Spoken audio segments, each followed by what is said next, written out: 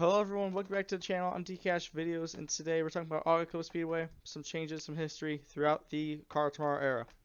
So, let's just get started. Between the 2007-2008 season, NASCAR made a few changes. Most notably, they went to the Car Tomorrow for the full-time schedule. 2007, they rolled it out, had a few races with the Car Tomorrow, had a few races with the Gen 4 car. 2008, they went full in. Car Tomorrow. So that's basically that, as well as Auto Club Speedway was named Auto Club Speedway. Auto Club bought the naming rights. Before it was called California Speedway. Now from here on to the rest of this video, it's going to be called Auto Club Speedway, because that's what it was from the end of the video. So let's just jump right on in. The 2008 Auto Club 500 was aired on Fox. It was the second race after Daytona, and Ryan Newman was leading the points entering the weekend. Qualifying was rained out, and unfortunately, because of rain, multiple cars ended up going home without even having a chance to prove themselves worthy to be in the field. Most notably, Adrian Allmendinger in the Red Bull Toyota, Ken Schrader in the Q-Trax Dodge, Patrick Carpenter the Charter Communications Dodge, Mike Skinner driving the Bad Boy Motors Toyota, and Bernie Lamar driving the Rhinos Energy Drink Dodge. As well as a couple of withdrawals, Kevin LePage's Dodge, Boris says No Feared Ford, Kevin Wallace's Furniture Row, and Denver Mattress Chevrolet. As well, more rain through the area delayed the start of the race for about 2.5 hours. Jimmie Johnson started on the pole, and Michael Waltrip ended up having an oil leak before the green. That pretty much was all that's happened there up to that point. Denny Hamlin hit the wall in lap 14. Lap 21, Casey Mears spun and hit Dale Jr., then Sam Hornish hit Mears after Mears stopped and flipped Mears over. On lap 82, more rain throughout the area ended up making a caution be thrown. The race had to be restarted Monday because of rain, and NASCAR decided it was better to go through Monday rather than wait out the rain and potentially even have to get the start race restarted. The race went on pretty normally throughout the rest of the race until Jay McMurray had a great save in the final few laps, and Dale Jarrett spun on the final lap and allowed Carl Edwards to win. Some other things about the Fox broadcast. There was one missed restart, and actually this was a decent race. 14 passes per lap. 16% of the race was ran under caution, with an average green flag run of 17 laps. And Robby Gordon made the most passes with 152, but he also was passed 132 times. Continuing on with the 2008 Pepsi 500, was the 25th race after Bristol. It was aired on ESPN. And Kyle Busch entered the weekend leading points. Jeff Vernon also was making his 500th start. And Jimmie Johnson won the pole. Some DNQs was going to be the Tony Reagan's Haas Automation Chevrolet. And throughout the race, Jake Vernon blew a left front tire on lap 3. Kurt Busch blew a tire on lap 43. And Joe Nemechek hit the wall on lap 89. Jimmie Johnson ended up winning. And during the ESPN broadcast, there was one debris caution that never actually ended up showing debris for. And there was 2 cautions for falling caution lights. You heard it right. The caution lights fell on the racetrack, forcing NASCAR to throw a caution. Ironic, the thing that tells you that there is a caution ended up becoming the caution. But anyways, I thought it was hilarious. I don't know what people felt throughout the time, because I actually never watched this race in real life. But it is what it is. Kyle Busch left the weekend leading the points, and throughout the race, 14 passes per lap, 13% of the race was under yellow, with an average green flag of about 24 laps. David Reagan with 130 passes and 119 times being passed. And that is it for the 2008 Pepsi 500. The 2009 Auto Club 500 was the second race also after Daytona. It was aired on Fox. Matt Kenseth ended up leading the points entering the weekend. And Brian Vickers won the pole.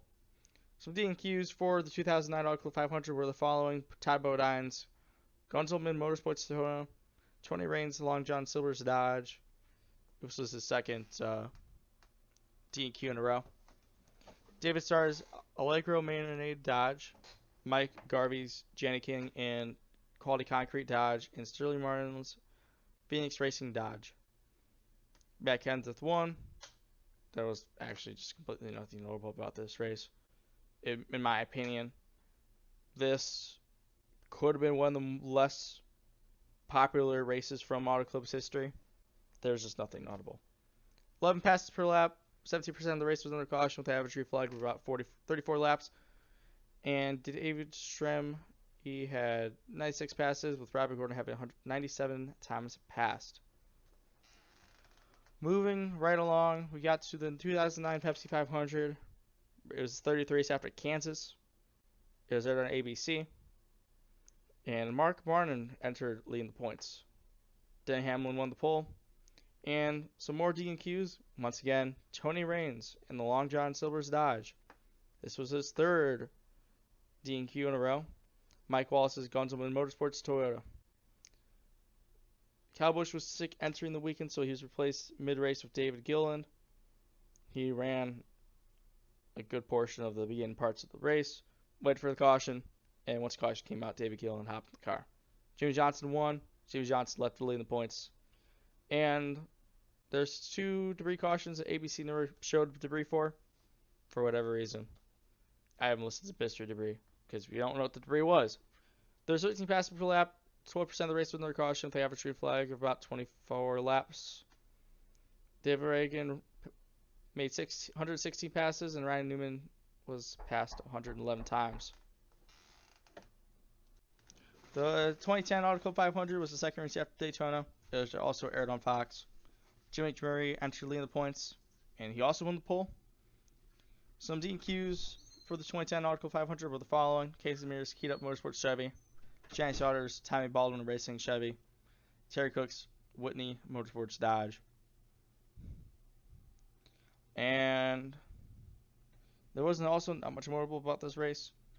Before the last restart, Denny Hamlin was a wave around car, but he blew the right side tire, so he had a pit. Unfortunately, he was pitting while he was in the process of getting waved around, so he ended up getting a black flag, had to serve it, cost him some valuable spots. Jimmy Johnson won. This is his third time winning in a row at Auto Club. Kevin Harvick left out leading the points, and this was the last 500-mile race at Auto Club, unfortunately.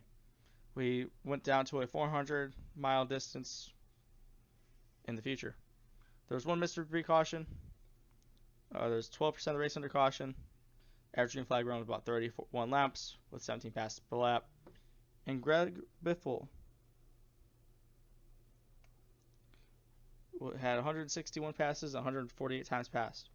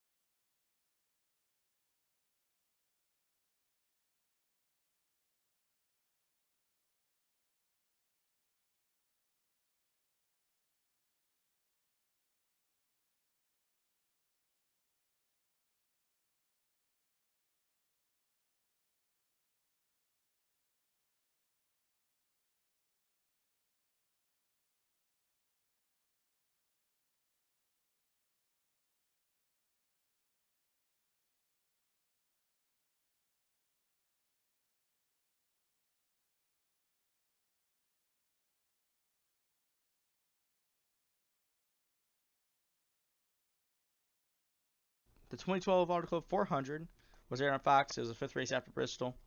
Greg Biffle led by 9 points over Kevin Harvick entering the weekend.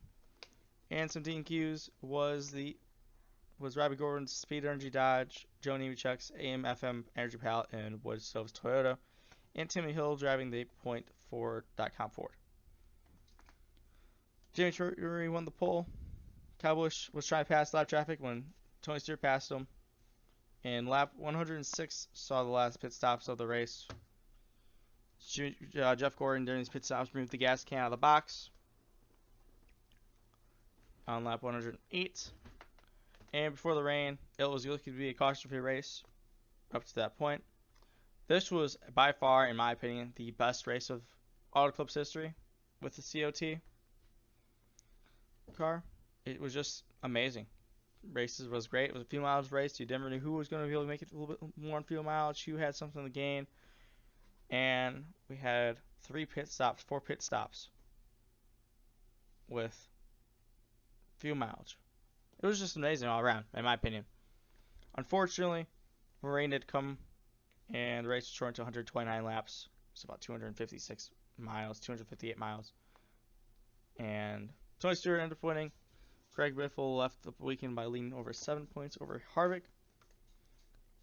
There were 15 passes per lap, with 4% of the race under caution because there was not much caution, with a 124-lap green flag run before the rain. By far the most of Auto Club's history when it comes to NASCAR.